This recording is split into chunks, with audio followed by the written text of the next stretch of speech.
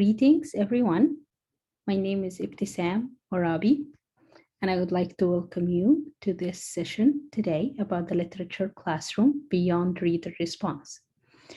To introduce myself, I teach Arabic language and literature at the George Washington University, where I've been teaching for the past 10 years. Before that, I've been teaching at the American University in Cairo, also students of Arabic and literature. So for most of or all of my professional life, I've been teaching university students, and I am truly honored to be part of the Shenandoah Valley Writing Project and be participating in this event today.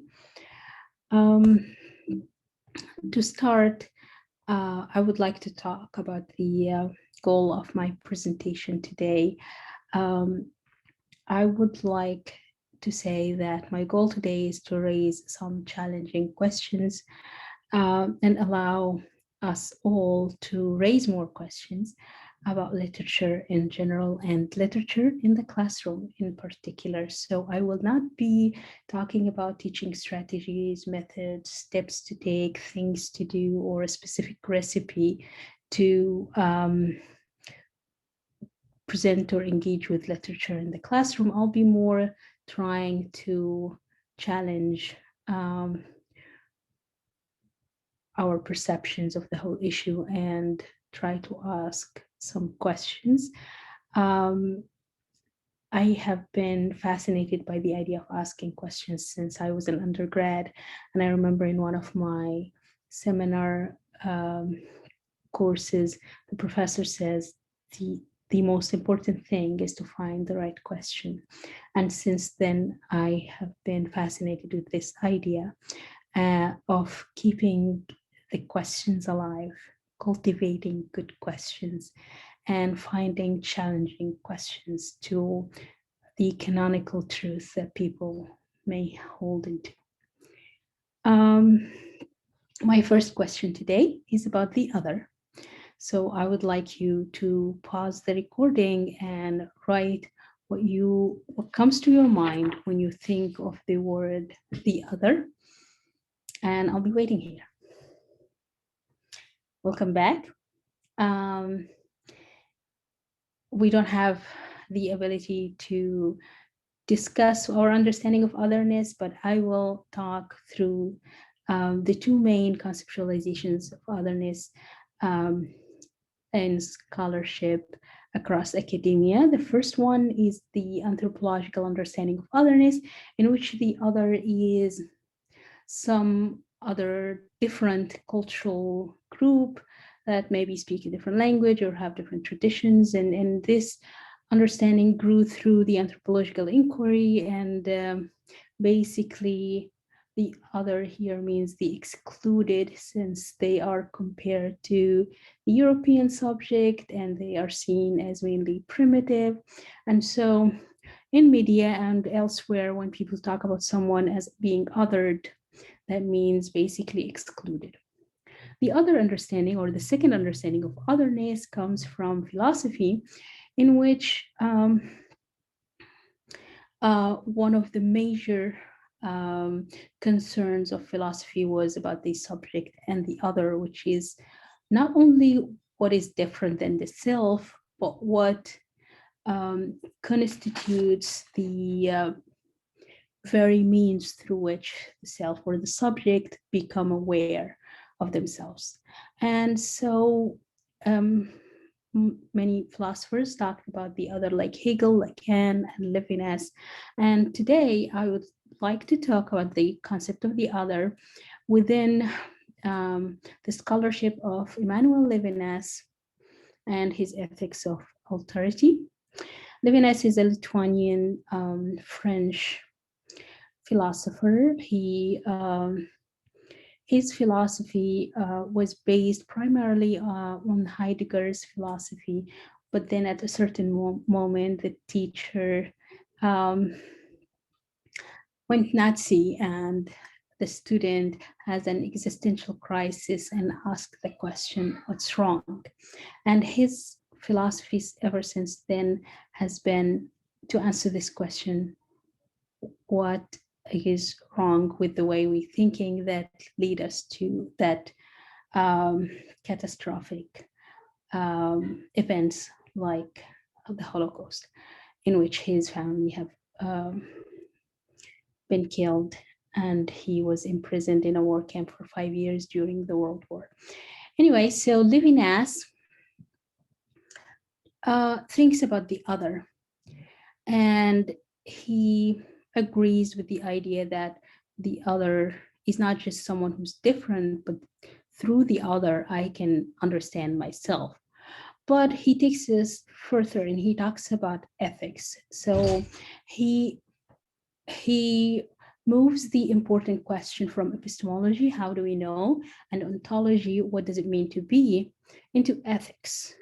And he says that being human is to be responsible for the other. So he says, I'm only I to the degree that I am responsible. So the other is not an object that must be interpreted, someone to be known, like in epistemology. The other should not be illuminated by my alien light. The other shines forth with his own light and speaks for himself. So, in that way, he is focusing on the idea that the other is unknowable. And the important thing is not to know the other. The important thing is to be responsible for the other, to be for the other. And he brings the biblical verse like a brother's keeper. And he says that being for the other is to receive from the other beyond the capacity of the eye, which means to have the idea of infinity. But this also means to be taught. The other come from the exterior and brings me more than I contain. So in a way, to encounter the other, to meet the other, to be for the other, to be responsible for the other, the self is allowed to see beyond itself and to be challenged and to be taught and to change in that encounter. Levinas talks about the idea of here I am. So instead of I think, therefore I am, his motto is here I am, where human subjectivity is grounded not in consciousness, I think, therefore I am, but in our infinite responsibility for the other, the Abrahamic phrase, here I am. And he says, my ethical relation of love for the other stems from the fact that the self cannot survive by itself alone, cannot find meaning within its own being in the world, within the ontology of sameness. So with Levinas, we are thinking about the encounter of other in general, and existentially, our first other is our mother, and our words come from the other, and the other witnesses our existence in the world. Without the other, how do we know we even exist without the other witnessing that? And so the other is very important in Levinas's philosophy. And for him, the relationship with the other is a departure without return. So basically, he compares the Western philosophy in general and his philosophy with the difference between the Odyssey and the Abrahamic journey. In the Odyssey, Odysseus goes around the world and sees different things, but then he comes back home. He returns to Ithaca. And as opposed to that, Abraham leaves his fatherland forever and to an unknown place, and he never returns. And that's how he's marked and changed by the journey, by the other. The other here is the stranger who disturbs the being at home with oneself. He challenges the self to think otherwise. He challenges the self to change and become different. In as we can see in Odysseus' adventure, like all coincidence in the journey of the same to return home while never having encountered the other, basically, while Abraham's subject is never returned home.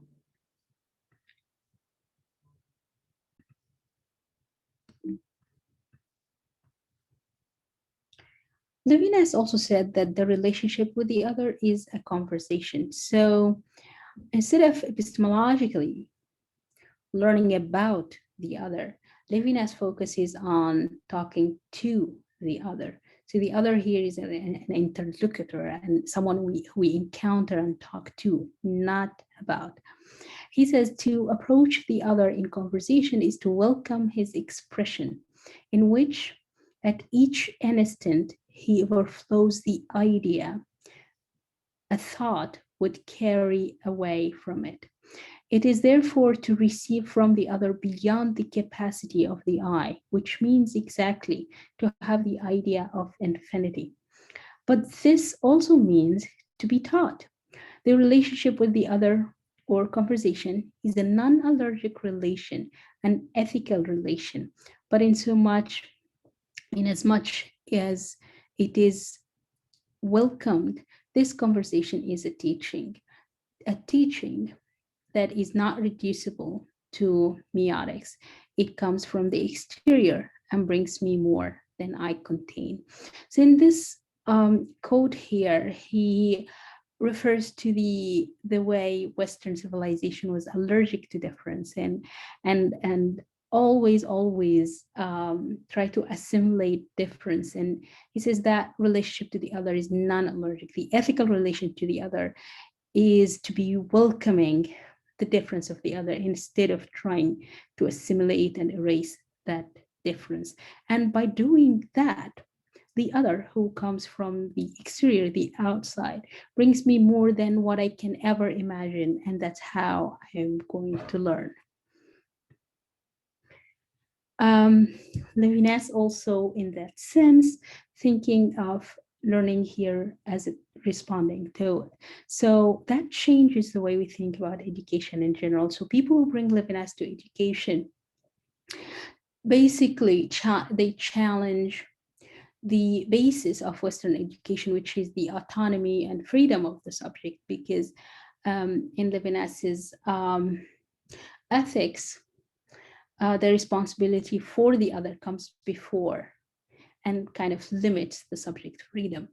So in that understanding of education, learning is not about mastering a skill or getting new knowledge. Learning is about responding to something different, responding to a challenge, finding one's own voice. As Piesta, who's one of the educational scholars who brings Levinas to education, he says, we can say that someone has learned something not when that person is able to copy and reproduce what already existed, but when someone responds to what is unfamiliar, what is different, what challenges, irritates, or even disturbs.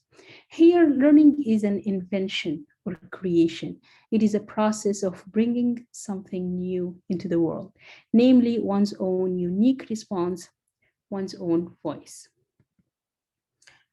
So, after this very long theoretical introduction, I want to talk about literature. And this introduction was important because I wanted to share with you my philosophical understanding that shapes the way I think about education, the way I think about literature, the way I think about my students and myself.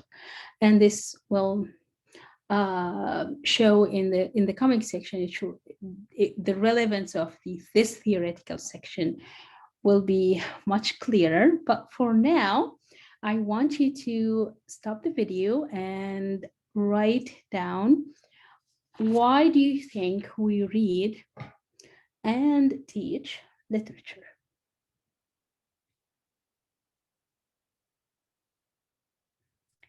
Okay, if you are back and finished your reflection on why we read and teach literature,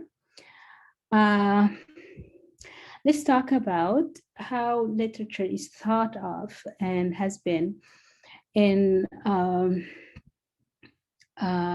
American schools and even universities um, in the modern times, mostly, specifically, not literature in general and foreign language literature in specific. So the reader response theory, as you all know, is focused on the transaction between the reader and the text. And through that transaction, the reader brings their background, the text brings its clues and its content. And through that, voila, comes the poem or the literary work is emerging. Um, with regards to also foreign language literature or literature in general, literature is seen as a mirror and a window, a way to reflect and look at ourselves and understand ourselves, and a window to a different culture, a different way of seeing the world.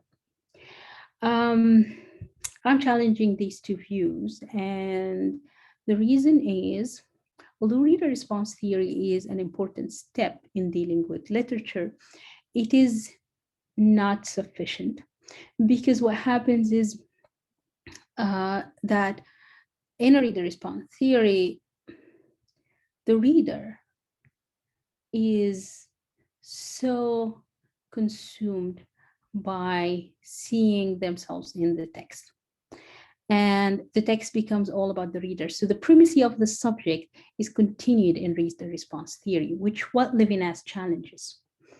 The primacy of the subject allows the reader in reader response theory to only see themselves in the text. And this is something I have witnessed in a lot of my classes, where students only focus on what they relate to in the text, but they miss a lot by doing that. They miss the the otherness of the text, the way it is bringing a different way of thinking and a different way of seeing the world. They miss the things that they wouldn't relate to, and they don't focus on it. And what's wrong with mirrors and windows? Um, what's wrong here is, again, mirrors is the primacy of the subject, and windows is the, in a way, it's totalizing the other's culture and the other in general by looking at, if it's, for example, a foreign literature, it looks, if you see the literary work as a window to the other's culture, that is in a way reducing that culture. Also reduce, because that's one lens of looking at the culture at a certain moment in time that has a lot of different interpretations. So you can't say this is a window. And also it reduces not only the other culture, but it reduces the text itself into like a social commentary or a cultural document, which is not. It is a creative work. So it does not do justice to the literary work as a creative act. So that's my challenge of these ways of looking at literature. And now I would like you to dive in and read this poem from Egypt and reflect on your experience discussing the uncertain meaning, the feelings that the poem evoke. Um, and this is one of the things I do in my classes. The first encounter with the literary work, I ask students to just freely reflect and write. And when they write, I want them to focus on the things they're not sure about, the questions they have, the feeling of uneasiness or discomfort, if they have any. So I'm going to read this poem to you. And as you can see, it says, in front of the wall, in front of who built it, in front of who made it taller, in front of the one who guards it, a poor guy stopped and went pee pee. Welcome back. If you finished your reflective journal, in the next section, I'm gonna talk theoretically about uh, the different ways to see the text and read it. And I'll try to link it to our reading of this poem as much as possible, since we don't have the ability to discuss your readings. But of course, one of the important things about um, If We Were Life that we had discussion is that you will see how different people look at the poem from different angles. Um, so again, I'm going to challenge another idea, which is literary criticism.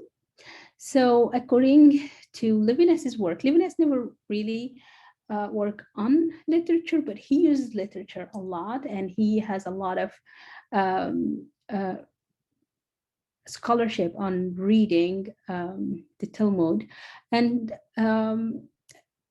when people looked at Levinas' scholarship, they view the difference between exegesis and criticism. So exegesis produces and requires the engaged or existential self-transformation of the inquirer through a back and forth movement, the very life of inquiry as dialogue between text and reader, between reader and reader, between texts, readers, and reality across time, from an immemorial past to an ever distant future. The number of possible readings is equal to, or perhaps even greater than, the number of actual readings. So I read you the two quotes from Davies and Cohen about Levinas's understanding of exegesis versus criticism. Basically, what literary criticism does is that it treats the text as an object, and it looks at it, it appraises it, it judges it, it objectifies it in a way. But exegesis, which comes from religious tradition, looks at the text differently. It looks at the text as a teacher, and it dialogues with the text. It brings the text to life by having that dialogue between the text and the reader, but then opening, because in the traditions of exegesis, it's also different readers dialoguing with each other across time and across space. So that understanding of reading as dialogue, as conversation, and of exegesis, and the openness to the multitude of opportunities of interpretations and readings that the text might have, is what Levinas brings to how we read literature. Derek Attridge takes Levinas further, and he brings his own theory of creative reading, in which he looks at the text as event and the reading as a creative act and event. Derek Attridge is a literary theorist that have inspired me a lot, and I was privileged that he was the reader for my dissertation. So he says, to read creatively is to read with the goal of doing justice to the alterity and singularity of the literary work, to perceive the text not as a static object transcending time, permanently available for our inspection, but rather as an event that is not separable from the creative acts that brought it into being, or the historical moment in which it is read.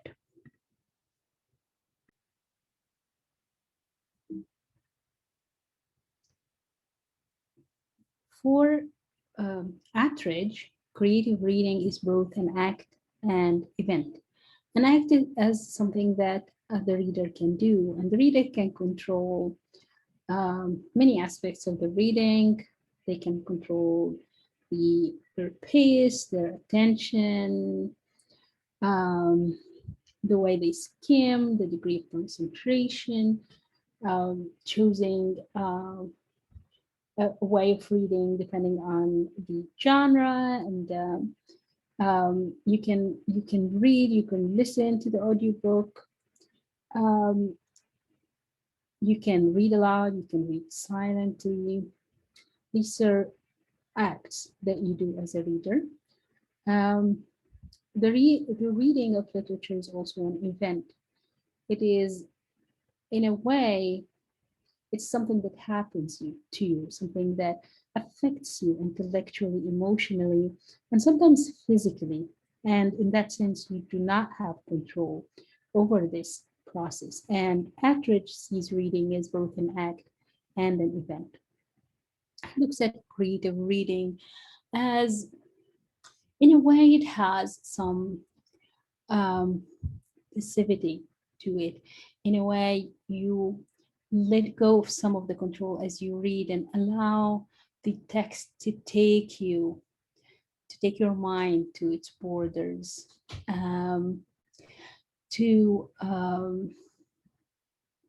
welcome the alterity, the otherness of the text. And in a way, by that welcome and that openness to the text's otherness, the text can push against your worldview, push against your culture, push against your way of taking things emotionally or thinking about things. So we're talking about culture here, and one of the major issues that Attridge talks about is the cultural distance.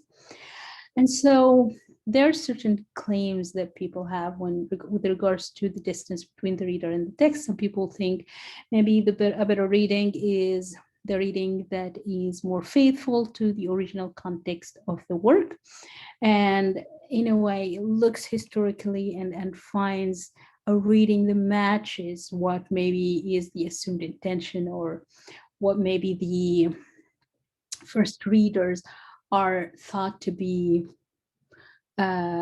interpreting the work as.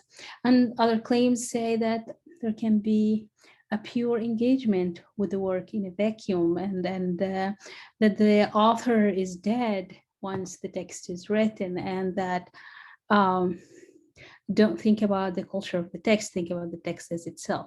And what is problematic about these claims is that fundamentally it is a claim that there is one ideal reading towards which all empirical readings strive for. There's this ideal somewhere that we want to get, ideal reading, but it does not take into account the idea of multiplicity of the text, the idea that the text has meaning as many as the readers who read that text. Um, so what do we do about the cultural difference? Well, basically, Attridge says that there's always going to be a cultural distance. Whether the text is in your language, it comes from an author from your culture, from the past or from the present, from a foreign culture or from a local culture, there is always going to be a cultural distance between the reader and the text. And doing justice to the literary work entails understanding the difference between the moment in which we read the text and the moment in which it was created. This understanding does not mean to delegitimize a novel reading of a literary work. So basically, when you treat reading as an event, you understand that this event happens in a time, happens in a space.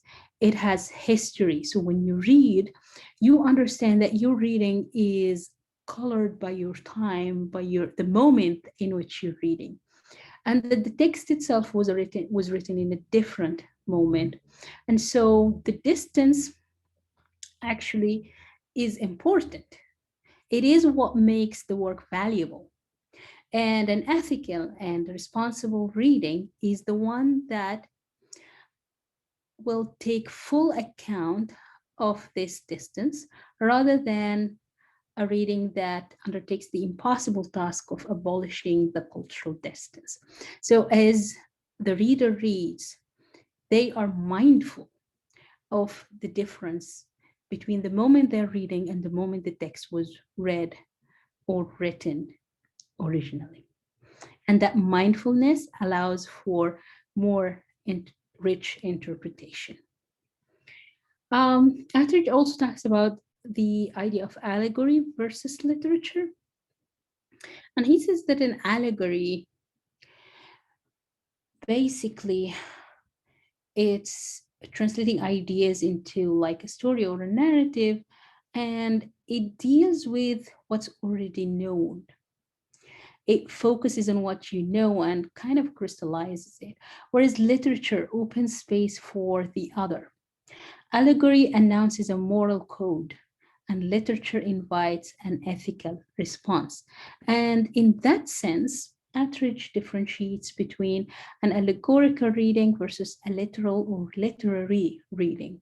In an allegorical reading, events in the literary works are understood as standing for more generalized events. Um, for example, if we're talking about the poem about the wall, um, an allegorical reading would say, for example, oh, the wall is um, oppression, and or um, the wall is a hegemonic system, and the way the poor man pees on the wall is a challenge of that. And that is not an illegitimate reading, but what is problematic about that? The problematic is that back to the quotes from Attridge, the danger of the allegorical reading is that moving too quickly beyond the poem or the novel or the literary work to find its significance elsewhere, and thus treating it not as an inventive literary work drawing us into an unfamiliar emotional and cognitive territory, but as a reminder of what we already know only too well. By moving to parallels outside the world of the book, allegorical reading tends to ignore the rich and contingent details of the text. So by moving to ideas quickly and say, oh, this is a feminist um, resistance, something done, you're done. You interpreted the text and you're leaving it. So you didn't allow yourself to dwell in the text, into its unfamiliar emotion that emotional world that it's presenting you to. So basically what Attridge is inviting us to do is to delay that allegorical reading and try to dwell more into the text and think of it literally. And in that, literal reading seeks to preserve the event of reading as an event.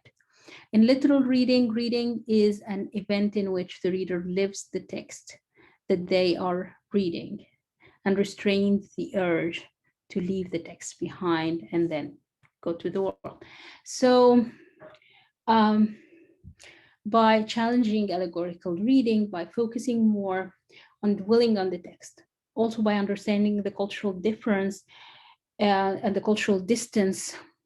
If we're thinking about back to the wall poem, an American person reading this poem right now may think of Trump's wall, but that's not bad, that's not illegitimate, but they need to ask themselves question, where was this written? What kind of wall um, is there in that place? What time was this written?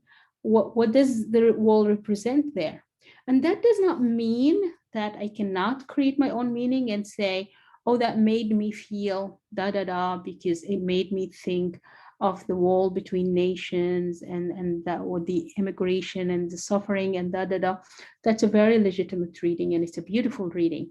But also the way we take account of the cultural difference humbles our reading and makes it make space for different other readings as well. And now I want you to read another poem.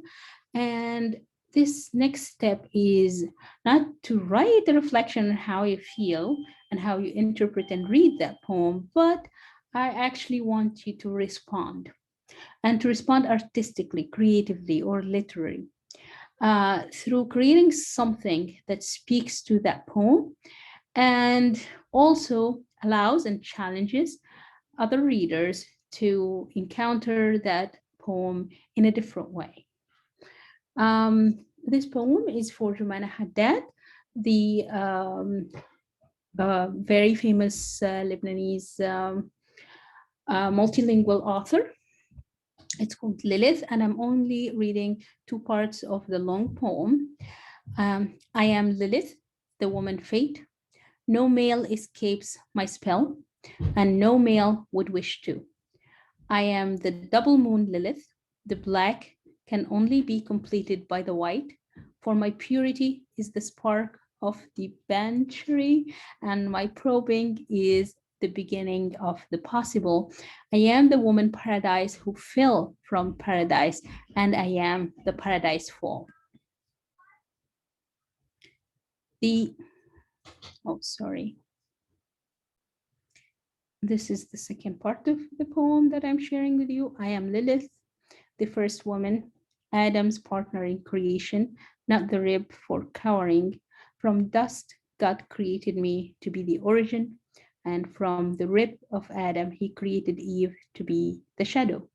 When I could no longer stand my husband, I left to inherit my life. I instructed my messenger, the serpent, to tempt Adam with the apple of knowledge. When I won, I returned the charm of sin to imagination and restored the pleasure of disobedience. And now you can write some response, creative response to this poem.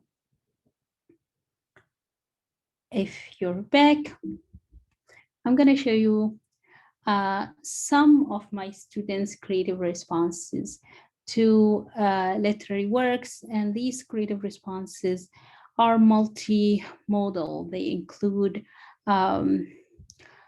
different modes. Some of them, for example, this one here, responds to Lilith and uses this when we did teach Lilith, we talked about the concept of demonized women, and we mentioned demonized women across cultures. And so this student took this further. She researched different demonized women and wrote a poem and did a painting to represent each woman. So this woman comes from, is a demonized archetype figure in Japan. The name is, I think, Kushisana Onna. And my student wrote this poem. My eyes are following more than one. Oh, the story of the woman is that she was like looking at other men, and so her husband slit her mouth so that she looks ugly. So she says, my eyes are following more than one man, therefore he slit my mouth, as if my mouth was all that I am. Yet I have a bigger space for my voice. Another poem is about the siren, the Greek myth, and she says, the only way for a man to hear my voice is if I attempt to deceive him, the lady of deception. The next poem is about our famous Lilith, and that's her portrayal of Lilith here. As you can see, the beautiful flames coming out of her hair. And she says, he curses me, he does not curse me. Flames burn higher than any past time. And I think she ends with Medusa. Jealousy of a woman destroys me. My love stands among the masses. The destruction of a woman amuses them all. They like staring at my face, but it's always the last time. So in this, as you can see, what this student did is she responded to Lilith using a different type of, using a specific type of poem that we learned from another poet, Susanna Liwan, a very short haiku type poem. And so she put those two poems in conversation and created this by also researching the different, the cultural idea of demonized mythical women. Another student did an illustrating story. As you can see here, she took Lilith and she put it in conversation with another story that we read about an Iraqi woman and talking about the reputation of women. So what she did is she took Lilith, put her in conversation with Tuta, the person in this Iraqi short story, and she changed the ending of the story by allowing Tuta to learn something from Lilith. Back to Lilith again. This one here is another, sorry, this one here is another way of looking at Lilith and putting it in conversation, the one on the left, on conversation with other poems as well. As we can see, this is the Tree of Life. This is a photographic or electronic collage, sorry, a digital collage, and in the background there's the Tree of Life. But then on the left and the right, they're boxed identity of women. And here there's a woman like unhappy about this boxing of her identity. And basically this student read the idea of boxing woman's identity throughout all the texts that we read. So she brings visualization that shows that from Lilith's story and Eve on the right, Lilith and the serpent on the left, she has an image of the scarlet letter, and the cat was from a different story versus the ant. And the idea of like being gentle on the right and being seductive on the left, and she is criticizing this old boxing of human identity as one thing or another by putting in the background the idea of the tree of life, that how organic a person's identity is. So that's some of the things that students did with Lilith. They also did other things with other poems. For example, this student wrote a poem in which he responded to 4 different poems, one talking about the horrifics of war, one criticizing the hegemonic military role of the US, and one is a very beautiful poem about the seasons of the year, and how like the contemplating on these seasons, he was contemplating on life in general. There is a play that talks about the a pre-Islamic Arab figure who was a big warrior, but the play was kind of like a modern take on the whole story, turning it into an anti-war play. So it talks about war and the and how and its effects on nations and the industry of war. Anyway, so he put those together and he got us this beautiful poem. And it says, what will the seeds sprout or bring? Nothing new, spring, summer, fall, and winter. A war starts and another ends. All wars are alike. In the spring, emotions of heroism bloom. Bright faces, no worry burdens them, ripe seeds. As for the summer, screams of war are drawn out like rays of sun. The earth burns like hellfire, the dust of battle darkens faces. As for the fall, in it, the souls of soldiers tire. Their patriotic feelings diminish. Friends fall like dry leaves, thirsty for water, but quenched with blood. As for the winter, it's not but a return of broken soldiers lacking emotion, dormant seeds fed by blood. In the coming spring, seeds of blood sprout, disappointment spreads like weed, memories of war nest in the houses, while the soldier becomes a victim, a prisoner of his memories, like a lone hero searching for an enemy, and new seeds sprout.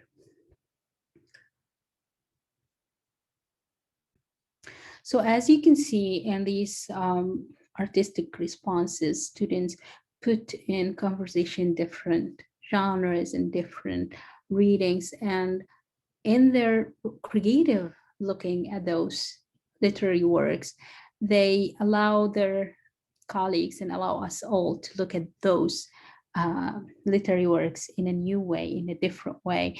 And in a way, this creative response is what I would call, and what people who embrace Levinas's ethics would call, learning. The responses don't have to be literary. Some, as you saw the collage, some did photographic response, some did this beautiful, as you can see here, this was a story from the Sudanese writer Tayyib Saleh, and that student portrayed the story on a pottery to show the cyclical understanding of time in Arabic culture, and to show how the stories are emerging again with time.